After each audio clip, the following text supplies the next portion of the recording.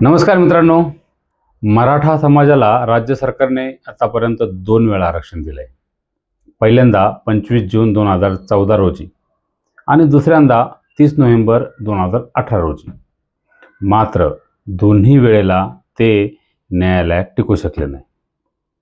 नारायण राणे समिती म्हणजे मागासवर्गीय आयोग नाही, त्यामुळे या समितीने दिलेल्या शिफारशींना वैधानिकदृष्ट्या महत्त्व नाही, असं निरीक्षण नोंदवत पहिल्यांदा न्यायालयाने आरक्षणाला स्थगित दिली आणि दुसऱ्यांदा सर्वोच्च न्यायालयाने 2018च्या 102व्या घटनादुरुस्ती कायद्याचा संदर्भ देत मागासवर्गाविषयी कायदे करण्याचा अधिकार राज्य सरकारला नाही, मराठा मागास आहे हे ठरवणे राज्य सरकारच्या अखत्यारीत येत नाही, तो राष्ट्रीय मागासवर्गीय आयोगाचा आणि त्यानंतर राष्ट्रपतींचा अधिकार आहे, असं स्पष्ट करत सर्वोच्च न्यायालयाने मराठा आरक्षण अवैध ठरवलं होतं. मात्र त्यानंतर सन 2021मध्ये भारतीय राज्यघटनेत 105वी घटनादुरुस्ती झाली आणि मराठा आरक्षणाचे दारं पुन्हा किलकिली झाली. या घटनादुरुस्ती कायद्याने राज्य सरकारांना मागास प्रवर्ग निश्चितीचा अधिकार पुन्हा एकदा बहाल झाला आणि आता राज्य सरकार मराठा समाजाला मागास किंवा SCBC ठरवून त्यांना आरक्षण देऊ शकते आणि ते न्यायालयात टिकू शकते, अशी चर्चा 2021 पासून मागच्या 4-5 वर्षापासून आपण ऐकतोय.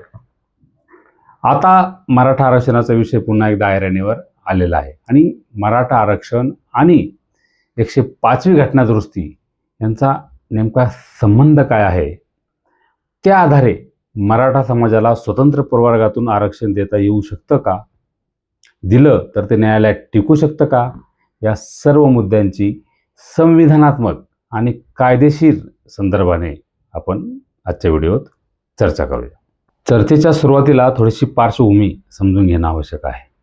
बघा, राज्यघटनेने केवळ SC आणि ST या जात प्रवर्गालाच आरक्षण दिलेलं आहे.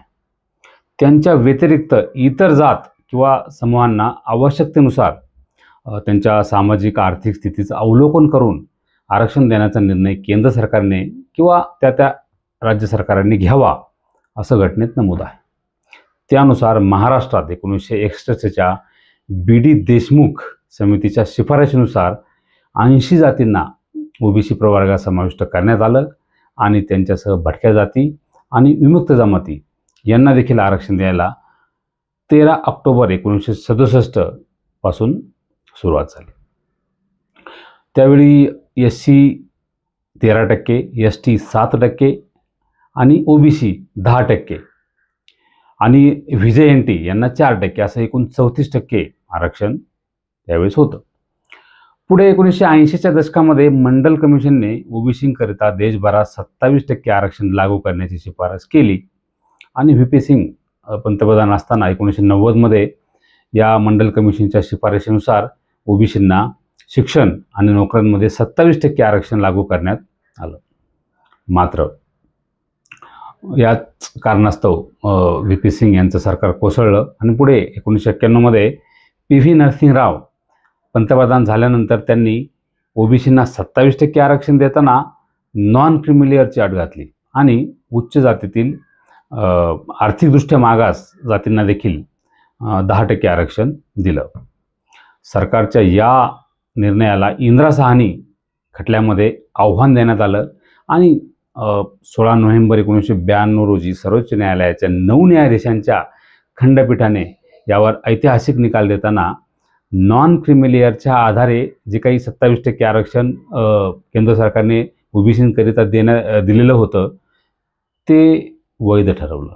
मात्र उच्च जातीतील गरिबांसाठी जे आरक्षण दिलेलं होतं 10%, ते मात्र आरक्षण घटनाबाह्य ठरवलं आणि याच खटल्यामध्ये सर्वोच्च न्यायालयाने अधोरेखित केलं की आरक्षणाची मर्यादा काही विशिष्ट परिस्थिती जर सोडली तर 50% पेक्षा अधिक होता कामा नये, अशा प्रकारे ही सिलिंग घातली 50%ची इंदिरा साहनी खटल्यामध्ये. दरम्यान मंडल आयोगाच्या शिफारशींना अनुसरून महाराष्ट्र सरकारने सुद्धा राज्यात OBC आरक्षणाची मर्यादा वाढवण्याचा निर्णय घेतला आणि 23 मार्च 1994 रोजी त्याबाबतचा GR काढला. राज्यात तोपर्यंत असलेले 34% आरक्षण या जी आर नंतर 50% झाले. ओबीसी आरक्षण आता 10%वरून 19% झाले. आता या सगळ्या घडामोडी घडत असताना मराठा आरक्षणाची देखील मागणी जोर धरायला लागली. मराठा समाज एकेकाळी सधन असेल, मात्र काल परत्वे हा समाज आर्थिकदृष्ट्या दुर्बल आणि मागास बनलेला आहे. त्यामुळे मराठा समाजाला आरक्षण मिळावं अशी मागणी साधारणतः 1980च्या दशकात सुरू झाली आणि त्यासाठी अण्णासाहेब पाटील यांच्या नेतृत्वाखाली भरपूर आंदोलने देखील झाली. पुढे 1989च्या सुमारास मराठा समाजातील कुणबी नोंद असलेल्या जाती आहेत किंवा कुणबी नोंद असलेल्यांची ओबीसी प्रवर्गाच्या यादीत 83व्या क्रमांकावर त्यांचा समावेश करण्यात आला. मात्र कुणबी नोंदी असलेल्या लोकसंख्या जी होती ती फार थोडी होती आणि त्यामुळे संपूर्ण मराठा समाजाचाच ओबीसीमध्ये इतर मागास प्रवर्गामध्ये समावेश करावा किंवा ते शक्य नसेल तर स्वतंत्र प्रवर्ग निर्माण करावा व त्यातून आरक्षण द्यावं अशी मागणी होत राहिली. मराठा समाज खुल्या प्रवर्गात असल्याने मराठा समाजाचे तरुण शिक्षणात आणि नोकऱ्यांमध्ये मागे पडत आहेत असा मुद्दा सातत्याने चर्चेत राहिला. पुढे 2014मध्ये विधानसभा निवडणुकीच्या पार्श्वभूमीवर मराठा आरक्षणाची जोरदार मागणी सुरू झाली आणि त्यास अनुसरून तत्कालीन सरकारने माजी मुख्यमंत्री नारायण राणे यांच्या अध्यक्षतेखाली एक समिती नेमली.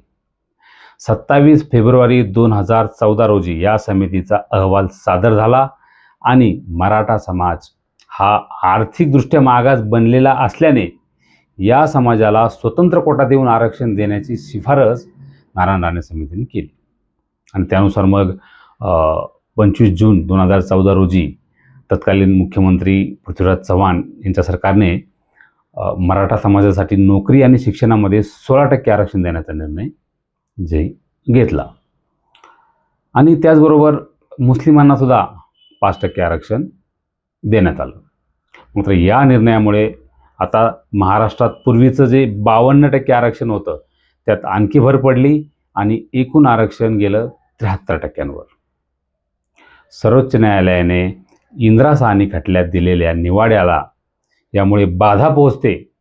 आरक्षणाची मर्यादा 50%पेक्षा जास्त होणं हे घटनाबाह्य ठरतं असा मुद्दा उपस्थित केला अनेकांनी आणि मुंबई उच्च न्यायालयात काही याचिका दाखल झाल्या. दरम्यान विधानसभा निवडणूक झाल्यानंतर नोव्हेंबर 2014मध्ये मुंबई उच्च न्यायालयाने मराठा आरक्षणाच्या निर्णयाला स्थगिती दिली. नारायण राणे समिती म्हणजे राज्य मागासवर्गीय आयोग नाही, त्यामुळे या समितीने दिलेल्या शिफारशींना वैज्ञानिक महत्त्व राहत नाही. मागासवर्गीय आयोगाने याचा अभ्यास करून मराठा समाजाच्या मागासलेपणाबाबत सकारात्मक अहवाल दिल्याशिवाय मराठा आरक्षणाबाबत राज्य सरकार निर्णय घेऊ शकत नाही असं न्यायालयाने सांगितलं. या विरोधात राज्य सरकारनं दुसऱ्याच दिवशी सर्वोच्च न्यायालयात अपील केले. मात्र सर्वोच्च न्यायालयाने मुंबई उच्च न्यायालयाच्या आदेशात हस्तक्षेप करण्यास नकार दिला. भाजप सरकारने सुधारित आरक्षण मंजूर केलं, मात्र यावेळी त्यालाही पुन्हा न्यायालयात आव्हान देण्यात आलं. सन 2016मध्ये नगर जिल्ह्यातल्या कोपर्डी गावात घडलेल्या घटनेनंतर राज्यभरात मराठा समाजाकडून मूक मोर्चे काढण्यात आले आणि या निमित्ताने मराठा आरक्षणाच्या मागणीने पुन्हा एकदा उचल खाल्ली. दरम्यान राज्य मागासवर्गीय आयोगाच्या अभ्यासाशिवाय आणि शिफारशीशिवाय मराठा आरक्षणाचा निर्णय जर घेतला तर तो न्यायालयाच्या कसोटीवर टिकणार नाही. हे लक्षात घेऊन राज्य सरकारने 26 जून 2017 रोजी न्यायमूर्ती MG गायकवाड यांच्या अध्यक्षतेखाली राज्य मागासवर्गीय आयोग स्थापन करून त्यांच्याकडे हा विषय सोपवला. या आयोगाने सविस्तर सर्वेक्षण आणि पाहणी करून मराठा समाज मागास असल्याचा अहवाल दिला. 15 नोव्हेंबर 2018 रोजी सरकारला दिलेल्या अहवालात राज्य मागासवर्गीय आयोगाने स्पष्ट केलं की मराठा समाज आर्थिकदृष्ट्या आणि शैक्षणिकदृष्ट्या सुद्धा दुर्बल झालेला आणि त्यामुळं या समाजाला राज्यघटनेच्या कलम 15(4) आणि कलम 16(4) नुसार राज्य सरकार आरक्षण देऊ शकते. गायकवाड आयोगाच्या अहवालाच्या आधारे राज्य सरकारने मग 30 नोव्हेंबर 2018 रोजी मराठा समाजासाठी SEBC socially and educationally backward class म्हणजे सामाजिक आणि शैक्षणिकदृष्ट्या मागास प्रवर्ग तयार करून शिक्षण आणि नोकऱ्यांमध्ये 16% आरक्षण देण्याचा निर्णय घेतला. मागासवर्गीय आयोगाच्या अहवालाच्या आधारे मराठा समाजाच्या मागासलेपणावर आता शिक्कामोर्तब झालेलं आहे. त्यामुळं आरक्षण न्यायालयात टिकेल असं वाटत असतानाच इंदिरा साहनी निवाड्याच्या संदर्भाने या आरक्षणाला गुणरत्न सदावर्ते यांच्यासह इतरांनी मुंबई उच्च न्यायालयामध्ये आव्हान दिलं आणि 27 जून 2019 रोजी मुंबई उच्च न्यायालयाने मराठा आरक्षणावर निकाल देताना ते वैध ठरवलं, म्हणजे व्हॅलिड ठरवलं. मात्र सरसकट 16% याऐवजी शिक्षणात 12% आणि शासकीय नोकऱ्यांमध्ये 13% आरक्षण देऊ शकता असे निर्देश राज्य सरकारला दिले. मग त्यानुसार राज्य सरकारने सुद्धा आरक्षणाचा कोटा 16 वरून 12 आणि 13 असा केला. आणि त्यामुळे मग महाराष्ट्रात आता पूर्वीपासून असलेलं जे 52% आणि हे नवीन एकूण असं सगळं ते मिळून 65% आरक्षण गेलं. याच दरम्यान केंद्र सरकारने 103वी घटनादुरुस्ती करून आर्थिकदृष्ट्या दुर्बल असलेल्यांना, म्हणजे आर्थिकदृष्ट्या जे दुर्बल होते पण तो जनरल कॅटेगरीत होते, अशा जातींना सुद्धा EWS असा एक कोटा निर्माण करून 10% आरक्षण देण्याची तरतूद केली. आणि मग अशा प्रकारे आता ते एक्स्ट्रा 10% आल्यामुळं राज्यातल्या एकूण आरक्षण झालं 74% शिक्षणासाठी आणि 75% शासकीय नोकरीसाठी. दरम्यान मुंबई उच्च न्यायालयाच्या या निर्णयाला अनेकांनी सर्वोच्च न्यायालयात आव्हान दिलं आणि मग जयश्री लक्ष्मण पाटील विरुद्ध महाराष्ट्र राज्य असा हा खटला सर्वोच्च न्यायालयात उभा राहिला. मराठा आरक्षणामुळे भारतीय राज्यघटनेतील कलम 15(4) आणि 16(4)चं उल्लंघन होत नाही का? मराठा समाजासाठी स्वतंत्र प्रवर्ग निर्माण करणं हे कलम 14चा भंग ठरत नाही का? राज्य सरकारला 102व्या घटनादुरुस्ती कायद्यापेक्षा वेगळा निर्णय घेता येऊ शकतो का? आणि चौथा महत्त्वाचा मुद्दा की इंदिरा साहनी खटल्यात सर्वोच्च न्यायालयाने आखून दिलेली आरक्षणाची 50%ची जी मर्यादा आहे ती मर्यादा यामुळे भंग होत नाही का? असे सगळे प्रश्न सर्वोच्च न्यायालयात उपस्थित करण्यात आले. 9 सप्टेंबर 2020 रोजी न्यायमूर्ती नागेश्वर राव यांच्या अध्यक्षतेखालील सर्वोच्च न्यायालयाच्या 5 न्यायाधीशांच्या खंडपीठाने किंवा घटनापीठाने मराठा आरक्षणाला स्थगिती दिली आणि पुढे 5 मे 2021 रोजी मराठा आरक्षण अवैध ठरवलं. आणि यावेळी सर्वोच्च न्यायालयाने 102व्या घटनादुरुस्ती अन्वये राज्यघटनेत जे काही 342A हे कलम समाविष्ट केले त्या तरतुदीचा संदर्भ दिला आणि स्पष्ट केलं की महाराष्ट्र सरकारने मराठा समाजाला मागास ठरवत जे काही आरक्षण दिलेलं आहे ते अवैध आहे. कारण या कलमानुसार आता सामाजिक आणि शैक्षणिकदृष्ट्या मागास प्रवर्गाची यादी घोषित करण्याचा अधिकार राष्ट्रपतींना आहे, घटक राज्यांना नाही. न्यायालयाने असंही म्हटलं की 102वी जी घटनादुरुस्ती झाली ती झाली 14 ऑगस्ट 2018 रोजी आणि महाराष्ट्र सरकारनं जे गायकवाड आयोग नेमला होता त्या आयोगाचा अहवाल आला 15 नोव्हेंबर 2018 रोजी आणि त्या अहवालाच्या आधारे महाराष्ट्र सरकारने 30 नोव्हेंबर 2018 रोजी मराठा आरक्षण कायदा मंजूर केला, म्हणजे 102व्या घटनादुरुस्ती नंतर. त्यामुळे 102व्या घटनादुरुस्तीनंतर मागासवर्गाविषयी कायदे करण्याचे अधिकार राज्य सरकारला राहतच नव्हते, तरी देखील हे आरक्षण देण्यात आलेलं आहे. परिणामी मराठा आरक्षण ज्या गायकवाड आयोगाच्या अहवालाच्या आधारे देण्यात आलं होतं तो अहवालच अवैध ठरतो आणि मराठा आरक्षण देखील अवैध ठरते. म्हणजेच 102व्या घटनादुरुस्ती अन्वये मराठा समाजाला मागास ठरवणे हे राज्य सरकारच्या अखत्यारीत नसून तो अधिकार राष्ट्रपतींचा म्हणजे केंद्र सरकारला आहे आणि त्यानुसार मराठा समाजाला आरक्षण मिळण्यासाठी मग या समाजाला राष्ट्रीय मागासवर्गीय आयोगाने आधी मागास मानलं पाहिजे, तसा अहवाल त्या आयोगाने राष्ट्रपतींकडे दिला पाहिजे आणि त्यानंतर मग राष्ट्रपतींनी कलम 342 नुसार मराठा समाजाला मागास ठरवलं पाहिजे. ह्या सगळ्या स्टेप्स प्राप्त करणं आवश्यक होतं. म्हणजेच मराठा आरक्षणाचा विषय केंद्र सरकारवर अवलंबून झाला होता आणि त्यात राज्य सरकारसुद्धा काहीही करू शकत नव्हतं. आणि मग त्यामुळंच या घटनादुरुस्तीनंतर साधारणपणे सन 2018 नंतर मराठा आरक्षणाच्या अनुषंगाने कायदेशीर पातळीवर कसलीच प्रगती झाली नाही. मात्र आरक्षणाची मागणी कायम होती. अशातच ऑगस्ट 2021 संसदेमध्ये 105वे घटना दुरुस्ती विधेयक मंजूर झालं आणि मराठा आरक्षणाची दारं पुन्हा एकदा किलकिली झाली अशी चर्चा सुरू झाली.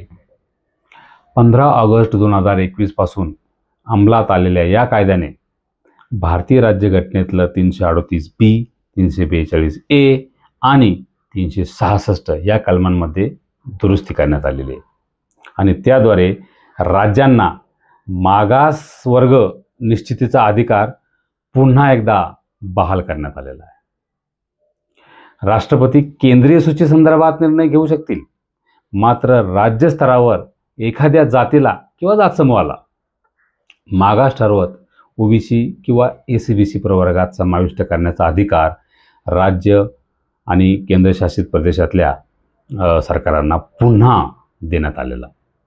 आणि यात मराठा आरक्षणाच्या दृष्टीने सगळ्यात महत्त्वाची गोष्ट अशी आहे की ज्या 102व्या घटनादुरुस्ती कायद्याचा संदर्भ देत सर्वोच्च न्यायालयाने महाराष्ट्रात मराठा समाजाला मागास ठरवण्याचा आणि आरक्षण देण्याचा राज्य सरकारचा निर्णय किंवा अधिकार नाकारला होता, त्यात दुरुस्ती झाल्याने राज्य स्तरावर मराठा समाजाला मागास ठरवण्याचा अधिकार पुन्हा एकदा या घटनादुरुस्तीने राज्य सरकारकडे आला.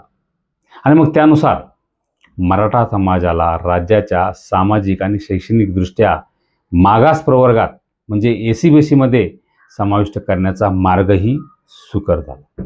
यानुसार महाराष्ट्र सरकार आता मराठा समाजाचा एससीबीसी यादीत समावेश करून त्यांना स्वतंत्र कोटा देऊन आरक्षण देऊ शकतो.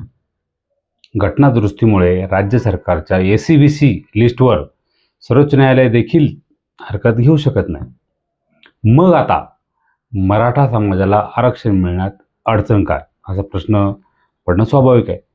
मात्र खरी मेख पुढं आहे. अडचण आहे ती इंदिरा साहनी खटल्यात सर्वोच्च न्यायालयानं अधोरेखित केलेली आरक्षणाची 50% मर्यादा. आणि ही मर्यादा न्यायालय शिथिल करत नाही आणि केंद्र सरकार देखील त्यासाठी कायदा करू शकत नाही, अशी परिस्थिती आहे. आणि त्यामुळेच राज्य सरकारने या मर्यादेच्या बाहेर जाऊन जरी मराठा समाजाला आरक्षण दिलं तरी सर्वोच्च न्यायालयात ते टिकेल याची शाश्वती नाही, किंबहुना न टिकण्याचीच शक्यता जास्त आहे. आणि म्हणूनच 105वी घटना दुरुस्ती होऊन देखील आणि त्याद्वारे राज्यात मागास प्रवर्ग ठरवण्याचा अधिकार राज्य सरकारकडे आलेला असून देखील राज्य सरकार आता वाढीव आरक्षण देण्यास घटनात्मक आणि कायदेशीरदृष्ट्या असमर्थ ठरत आहे. अर्थात असं असलं तर मग तामिळनाडूतलं 69% आरक्षण अजूनही कसं टिकलेलं आहे, असा प्रश्न अनेकांना पडतो. त्याचं कारण असं आहे की तामिळनाडू सरकारनं केलेला आरक्षण कायदा राज्यघटनेतल्या 9व्या परिशिष्टात टाकलेला आहे. आता राज्यघटनेचं 9वं परिशिष्ट म्हणजे एक कुलूपबंद पेटी आहे. या परिशिष्टात टाकलेल्या कायद्याचं न्यायालयीन पुनर्विलोकन म्हणजे ज्युडिशियल रिव्ह्यू होऊ शकत नाही, अशी तरतूद घटनेतच आहे. म्हणजे त्या 9व्या परिशिष्टातच तसं नमूद आहे. आणि म्हणून तामिळनाडूतलं वाढलेलं आरक्षण अजूनही सुरक्षित आहे. न्यायालयाने ते अजूनही अवैध ठरवलेलं नाही. तेलंगणा, हरियाणा, राजस्थान, आंध्र प्रदेश, छत्तीसगड या राज्यांमध्ये सुद्धा 50%पेक्षा जास्त आरक्षण आहेच आणि ते अजूनही सुरक्षितच आहे. महाराष्ट्रात सुद्धा 52% प्लस EWSचं 10% धरलं तर 62% आरक्षण तसंही सुरक्षित आहेच. त्याच्यात थोडीसुद्धा वाढ न्यायालयात टिकत नाही, अशी परिस्थिती मात्र आहे. त्यामुळंच मराठा समाज SEBC कोट्यातून आरक्षण घेण्यास तयार नाही. त्याऐवजी न्यायालयात ऑलरेडी व्हॅलिड ठरलेल्या ओबीसी कोट्यातूनच आरक्षण मिळावं अशी मागणी मराठा समाजाकडून केली जात आहे. कुणबी या जातीचा ओबीसी प्रवर्गात समावेश झालेला आहे. त्यामुळं कुणबी नोंदी असलेल्या मराठ्यांना ओबीसी प्रमाणपत्र मिळावी आणि त्या लोकांचा ओबीसीमध्ये समावेश व्हावा, जेणेकरून त्यांना सुरक्षित आणि न्यायालयात टिकणारं आरक्षण मिळेल अशी भूमिका मराठा आरक्षण आंदोलकांची आहे. मात्र राज्यात निम्म्यापेक्षा जास्त लोकसंख्या असलेल्या ओबीसी समाजाला केवळ 19% आरक्षण असताना त्यात कुणबी नोंदीद्वारे मराठ्यांचा जर समावेश झाला तर ओबीसी समाजावर अन्याय होईल अशी भूमिका ओबीसी नेत्यांकडून मांडली जाते.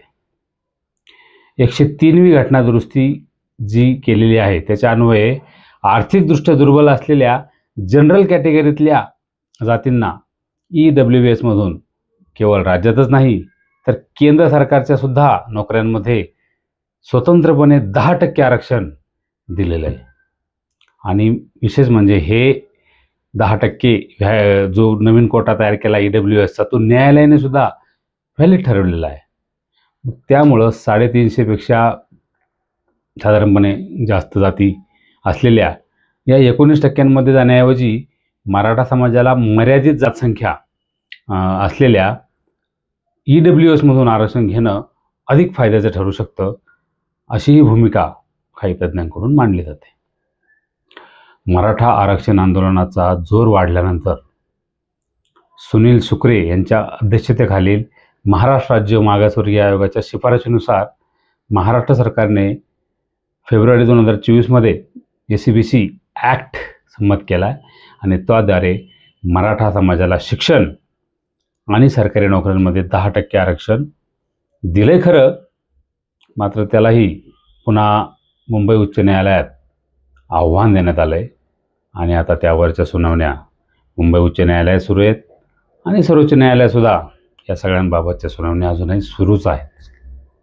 असो, तुम्हाला या सर्वांबद्दल काय वाटतं? तुमच्या कॉमेंट्स मला कळवा आणि माझा YouTube channel, Facebook page subscribe करा, लाईक करा. धन्यवाद.